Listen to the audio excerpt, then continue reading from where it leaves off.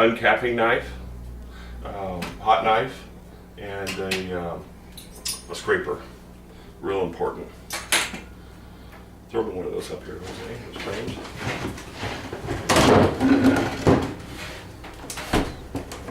This uncapping sink is designed to catch the wax and then let the honey drip through. Flip this guy around.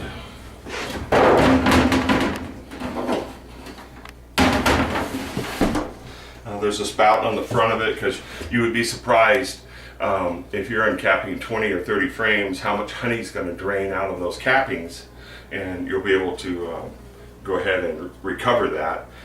One of the things you want to remember when you come to extract your honey, you're going to need a couple of things. You're going to need a 5-gallon bucket. This one happens to have a honey spout on the front of it, and it's always nice to have a resealable lid. Also, you're going to need some sort of container for your wax.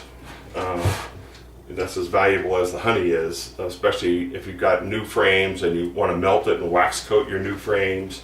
You certainly want to retrieve that. You don't want to throw that away.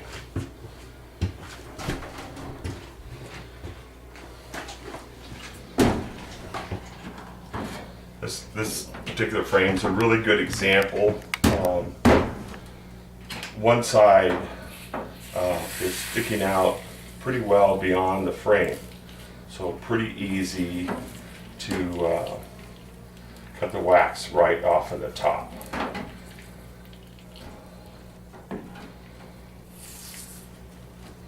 If you don't uncap a cell, the honey won't come out. So we've got a few low riders right here, I call them, so we'll go ahead and uncap those so the honey comes out of them. And the other side here, as you notice, if you can tell, it's sunk in. So when we try to uncap it, nothing happens. So in this particular case, we're just going to scratch everything open. One of the things you want to do when you pull your honey off is you want to bring it here the day before, and we have a heater in here. We'll turn it on. We'll keep it about 95 or 100 degrees in here, and then when you come to extract your honey the next day, it'll flow out of the frames really fast, and you won't be, because it's going to be hot in here. You want to be sure you stay well hydrated, have plenty of water, Gatorade, whatever, so you can, I've lost as much as 8 pounds in a day in here. We extracted about 150 frames one day, one Labor Day, and I lost 8 pounds just in the water. So we're going to take these guys, take it over. If you notice the fat side out to the outside, just drop them right in there. Grab the next one here.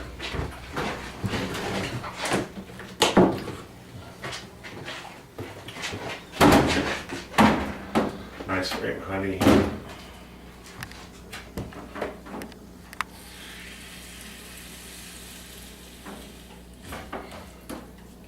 Try not to cut any more of the wax off the top than I absolutely have to. I'm not trying to dig into it or anything. Just barely cut the very top layer of wax off. A little propolis here.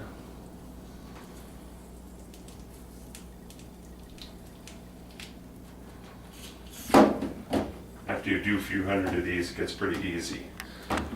The other thing that you really got to pay attention about is this knife stays hot. If you leave the stuff on there too long, it starts to burn. So it's a good idea to keep it cleaned off. It's very hot, it will burn you. If your hand happened to slip off the towel, you wouldn't like the result. I burnt myself a couple of times in here.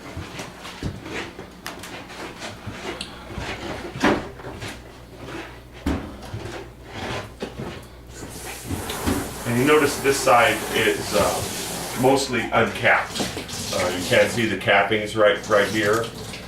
It's okay to take some honey that's not capped, but make sure it's not a very large percentage of what you are taking out. It just granulates faster if, of course, if the bees haven't got the moisture level down to 18%. So it won't last in the jar as long. Once you granulate a lot quicker.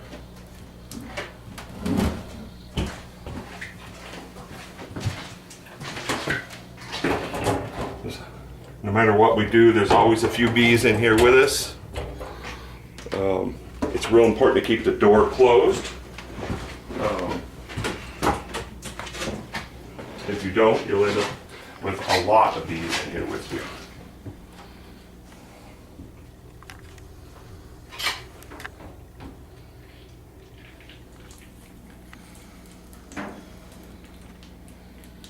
I'm probably making this look a little easier than it might be because I've done a few hundred of them anyway, if not a couple 3,000 of these.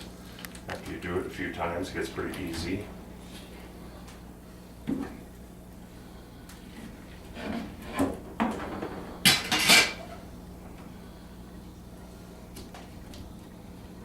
Again, if you don't uncap the cell, the honey won't come out.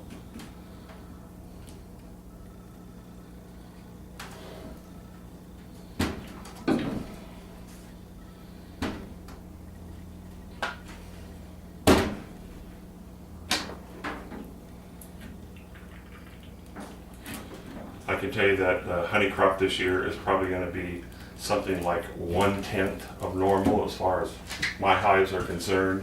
I do have a tendency to leave a little bit more honey on the hive than a lot of people do, but even at that, the honey crop is very, very poor.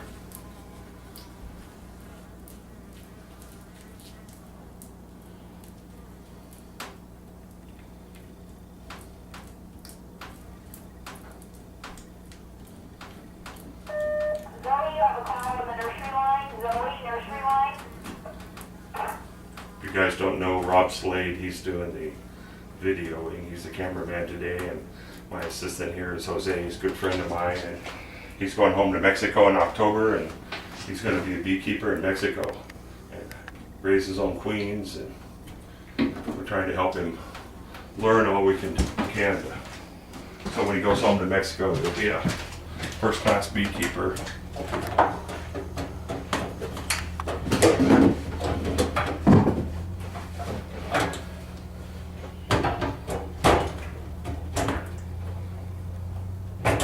Take a break here for a second, Rob.